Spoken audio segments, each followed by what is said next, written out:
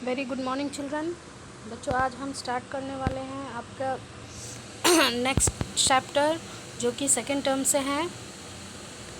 Actually बच्चों, आपका second term जो है चैप्टर 7 से है, लेकिन मैंने चैप्टर 7 आपको ऑलरेडी पढ़ा दिया है।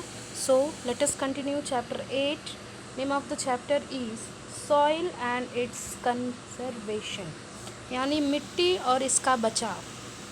तो बच्चों, आप ये सोच रहे होंगे कि मिट्टी का बचाव यानी कि मिट्टी जो है, मिट्टी को कटने से हमें बचाना है, यानी ऐसे तरीके, ऐसे मेथड्स जिसके द्वारा हम सॉइल को कंजर्व कर सकते हैं, बचा सकते हैं, सुरक्षित रख सकते हैं। So children, let us continue. Next, the upper layer of the earth is called soil, यानी पृथ्वी के जो ऊपरी सतह का जो लेयर होता है। बच्चों, इससे पहले अपने सॉइल के 3 लेयर्स के बारे में पढ़ा था, टॉप सॉइल, सब सॉइल और बेड रॉक के बारे में। तो आज हम ये सॉइल के बारे में जानेंगे। The upper layer of the earth is called soil and soil is formed by the breaking up of rocks by the action of heat, rain, wind and underground water. यानी कि बच्चों, हम सभी को पता है, इससे प्रीवियस क्लासेस में हमने पढ़ा था कि एक्चुअली सॉइल होती क्या है। सॉइल जो होता है वो रॉक का ही पाउडर्ड फॉर्म होता है, यानी रॉक जब पाउडर फॉर्म में कन्वर्ट हो जाता है, that is soil. Okay children, और ये किसके कारण होता है? जब रॉक्स जो होते हैं बाय हीटिंग एंड कूलिंग, यानी जो पत्थर होते हैं सूरज की रोशनी से गर्म होते हैं, फिर रात के समय में जब सूरज की रोशनी नहीं होती है तो वो ठंडे हो जाते हैं। तो इस प्रकार का उनका रेगुलरली गर्म होना, ठंडा होना, इसके कारण वो बहुत ही कमज़ोर हो जाते हैं। वो हल्की सी चोट से, बारिश की हल्की सी चोट से या हवा के हल्की सी चोट से ही वो टूट जाते हैं, और ऐसे टूटते टूटते वो at last they convert into powdered form, यानी कि बिल्कुल ही पाउडर फॉर्म में चेंज हो जाते हैं। That is soil. It took millions of years for the pieces of rocks to change into soil. और ये बच्चों, ये तुरंत नहीं होता है, इसको होने के लिए, यानी पत्थर को मिट्टी में कन्वर्ट होने के लिए काफ़ी मिलियन बिलियन ईयर्स लग जाते हैं। All the living things depend on upon soil directly और इनडायरेक्टली, यानी जितने भी लिविंग ऑर्गेनिज्म होते हैं कहीं ना कहीं डायरेक्टली या इनडायरेक्टली मिट्टी पर ही निर्भर करते हैं। इससे पहले हमने बच्चों आपको बताया था कि पौधे, जितने भी लिविंग बींग्स होते हैं वो पौधों पे निर्भर करते हैं। तो एक्चुअली जो पौधे हैं तो उन्हें तो वो मिट्टी में ही जीवित रहते हैं। अगर मिट्टी नहीं होगी तो पेड़ पौधे नहीं होंगे, पेड़ पौधे नहीं होंगे तो लिविंग ऑर्गेनिज्म नहीं होंगे, because they do not get food. Okay, several animals live in soil, यानी बहुत सारे ऐसे भी जानवर हैं जो मिट्टी में रहते हैं। The plant grow in soil provide us vegetables, fruits and many other things, यानी ऐसे पौधे जो मिट्टी में ग्रो करते हैं और वो हमें वेजिटेबल्स प्रोवाइड कराते हैं, फ्रूट्स प्रोवाइड कराते हैं, और उसके अलावा भी बहुत सारी चीज़ें जैसे कि पल्सेस है, अनाज वगैरह है। तो ये सारी चीज़ें हमें पौधों से ही प्राप्त होती है। It is also a natural source of many valuable things, और मिट्टी जो होता है एक प्रकार का नेचुरल सोर्स है, मुख्य स्रोत है, जिसके द्वारा और भी बहुत सारी ऐसी वैल्यूबल चीज़ें, यानी जो प्रीशियस चीज़ें हैं, वो हमें मिट्टी के अंदर से, धरती के नीचे से प्राप्त होती हैं। Soil is essential for the survival of all life on land, यानी एक ये बहुत ही बड़ा फैक्ट है बच्चों कि मिट्टी जो है it is very essential for all the living beings, है ना। जो भी लैंड पे रहते हैं वो सारे लिविंग बींग्स के लिए सॉइल जो है वो बहुत ही मायने रखता है। Then next we move on the next topic, that is soil erosion. Soil erosion क्या होता है? सॉइल यानी कि मिट्टी, इरेजन यानी इसका बह जाना या कट जाना। Soil consist of 3 layers. बच्चों, आप ये प्रीवियस क्लासेस में पढ़ चुके हो कि सॉइल की जो होती है वो 3 लेयर्स होती है, टॉप सॉइल, सब सॉइल और bed rock.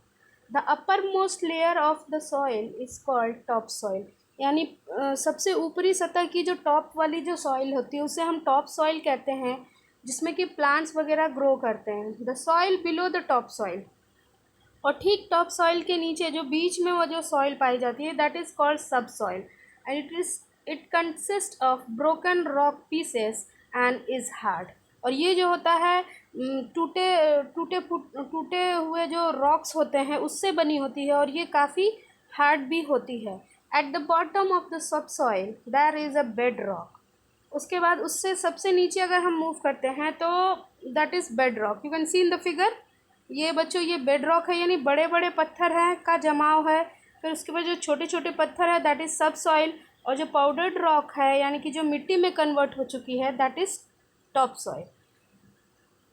This get removed at the certain places by wind, rain and some other factors. और ये जो होते हैं वो the top layer of the soil जो होती है वो फर्टाइल होती है, यानी बहुत ही उपजाऊ होती है। It is a soft and light. ये हल्की भी होती है, उसके साथ साथ सॉफ्ट भी होती है और बहुत ही फर्टाइल भी होती है, दैट इज़ उपजाऊ होती है। This gets removed at the certain place by the wind, rain and some other factors also. और ये जो मिट्टी है किसी भी तरीके से, इसके बहुत सारे रीजंस है। Bye the wind, bye the rain, आपने देखा होगा बहुत अधिक तेज़ आंधी वगैरह चलती है तो भी ऊपरी सतह की जो मिट्टी है वो उड़ के चली जाती है, या फिर बारिश के द्वारा भी ऊपरी सतह की मिट्टी बह जाती है। The carrying away of top soil from the surface of the earth due to wind, rain और other factors is called soil erosion. यानी कि मिट्टी के ऊपरी सतह की जो मिट्टी है वो हवा के द्वारा या रेन के द्वारा फिर अदर फैक्टर्स के द्वारा भी, तूफ़ान के द्वारा मिट्टी जो है ऊपरी सतह की मिट्टी जब बह के दूसरी जगह चली जाती है that is called soil erosion. The soil erosion makes the land less fertile. अब जब टॉप सॉइल जो होता है वो फर्टाइल होता है बच्चों, इसे मैंने पहले ही बताया आपको। अगर वो मिट्टी बह के चली जाएगी तो हमारी जो मिट्टी है वो कैसी हो जाएगी, विदाउट फर्टाइल हो जाएगी, यानी कि उपजाऊ नहीं रहेगी। In such soil plants can not grow healthy. और ऐसी मिट्टी में जो पौधे हम उगाएंगे वो हेल्दी नहीं होंगे, उससे हमें अच्छे फसलें नहीं प्राप्त होगी।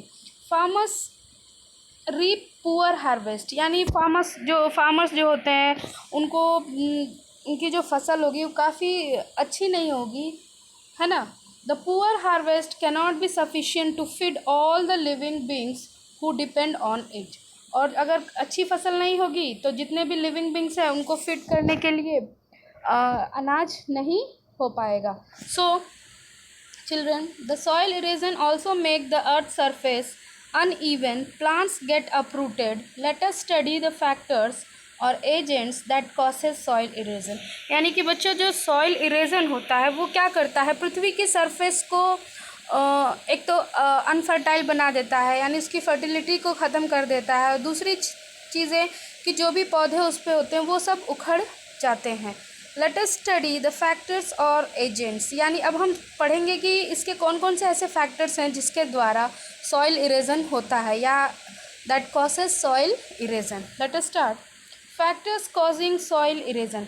सबसे पहले बच्चों जो पहला फैक्टर है that is erosion by wind, यानी कि हवा के द्वारा मिट्टी का बहाव। The top soil is soft and light. जैसा कि बच्चों मैंने आपको पहले ही बताया कि जो टॉप सॉइल होता है वो बिल्कुल सॉफ्ट होता है because it is in a powdered form, और ये बहुत ही लाइट होता है, यानी सब सॉइल और बेड रॉक की अपेक्षा ये काफ़ी लाइट होता है, यानी हल्का होता है, जिसके कारण ये आसानी से हवा के द्वारा भी उड़ सकता है। Therefore the strong wind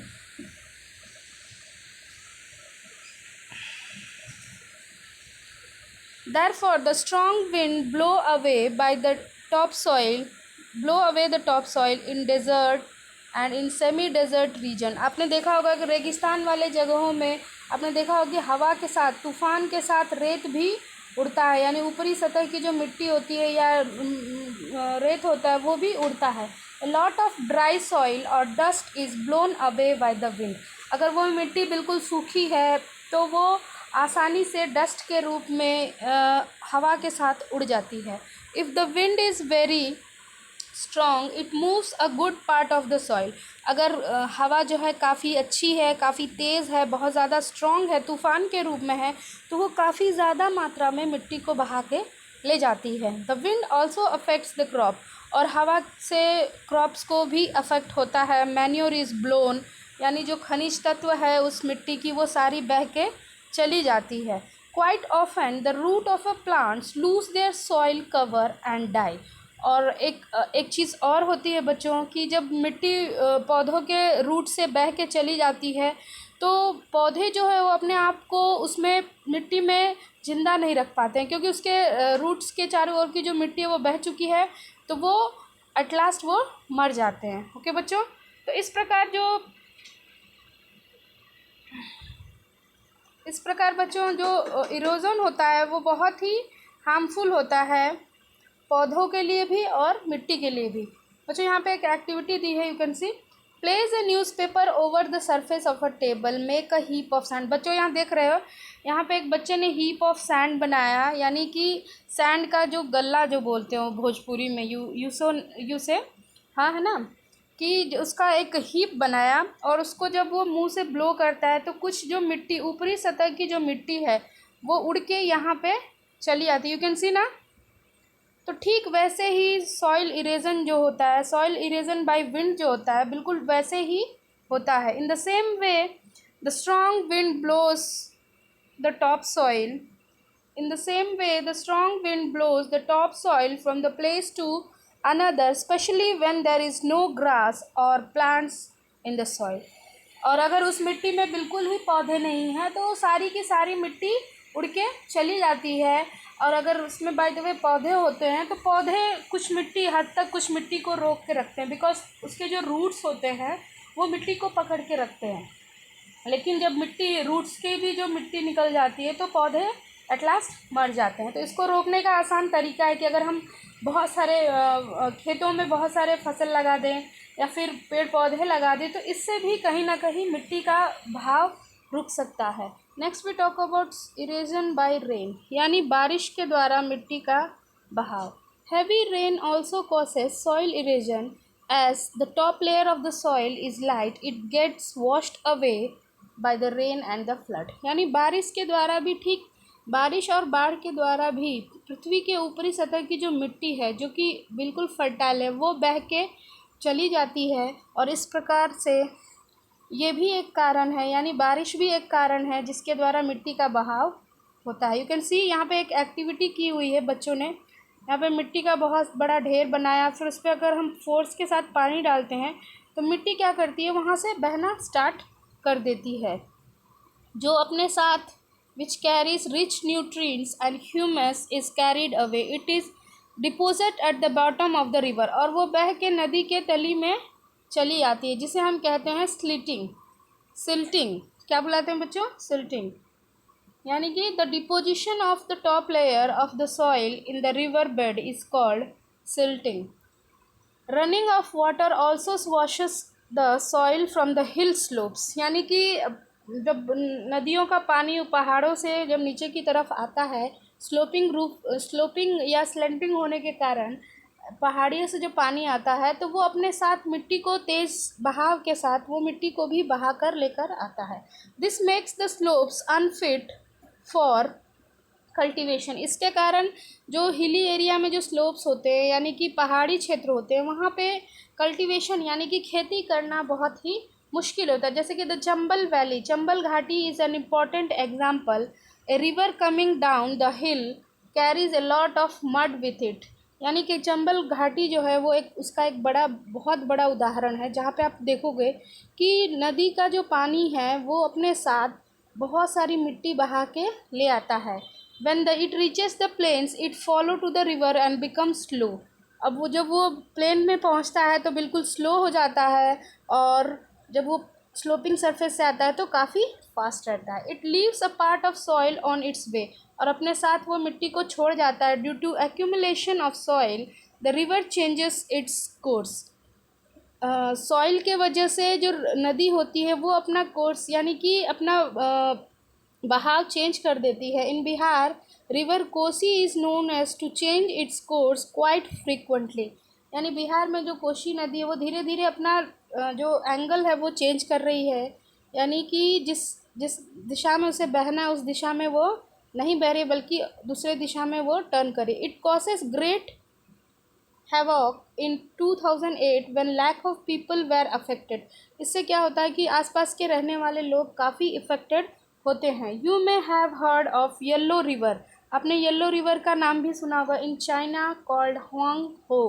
It is known as sorrow of China because it changes its course very frequently. क्योंकि ये अपनी बहुत जल्दी से तेज़ी से ये अपनी कोर्स यानी कि अपना जो भाव है वो दूसरी तरफ चेंज कर लेती है. As a result it causes a loss of life and property. इसके कारण क्या होता है बच्चों की जो आसपास के जो एरिया है, अब सभी को पता है कि नदी ऐसे बह रही तो नदी ऐसे ही बहेगी, लेकिन कभी कभी क्या होता है कि नदी जब तेज अपने साथ बहुत काफ़ी तेज़ वो बह के आती है और अपने साथ काफ़ी ज़्यादा मिट्टी लेके आती है, तो उस मिट्टी के एक्यूमुलेशन के कारण जो उसका जो टर्न है, जो नदी का जो टर्न है वो दूसरी दिशा में हो जाता है और इससे आसपास के जो एरिया है उस पर रहने वाले लोग हैं, it causes loss of life and property. यानी कि इससे कई जीवन भी नष्ट हो सकते हैं, बहुत सारी धन संपत्ति भी बर्बाद हो सकती है. आपने देखा होगा बहुत सारे ऐसे मूवीज़ में भी आपने देखा था.